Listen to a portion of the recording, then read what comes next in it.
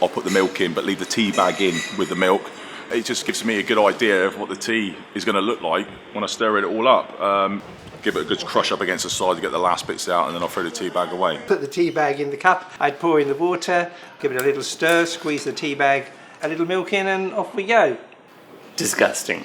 You warm the teapot, you put in the tea leaves, then you add the boiling water, and then one of the maids or the servants would come along and pour it into a cup. I like my women like I like... No. I probably am a squeezer. Tea bag in first. I can't really understand people that put the milk in first. That seems wrong. Never squeeze the tea bag. I'm so against squeezing tea bags. Tea bag in, water in, tea bag out. Definitely not squeeze it. Squeezing tea bags is a big no-no.